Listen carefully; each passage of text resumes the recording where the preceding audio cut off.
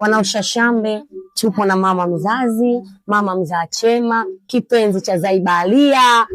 Jamani, mama yetu huyu mmemwona hapa ndio mama mzazi wa Zaibalia. Mama, karibu sana timu Ushashambe Uswahilini. Mimi mbele yako naitwa Shei Ushashambe. Mimi ndo mwenye Ushashambe wangu Uswahilini. Karibu sana mamangu, utajitambulisha jina lako na utawaambia wana Ushashambe kwa faida yao wewe ni nani. Karibu sana mama. Asante. Mimi naitwa Sharifa, ni mama wa Zai. Mama, mimi natamani uniambie kwa uchache tu sifa za mtoto wako Zai, sifa ambazo watu hawazijui.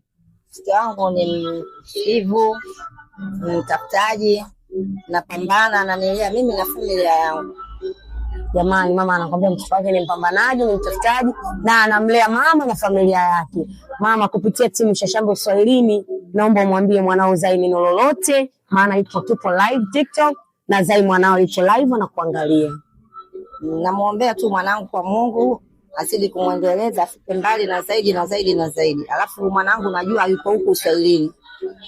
Aishi na Waswahili, aishi na watu ambao sio Waswahili. Yaani ajui kuishi na watu vizuri ili apate Mungu. Hao watu ambao Waswahili anaona Waswahili ndio wanamuongoza akafikia hapa alipo.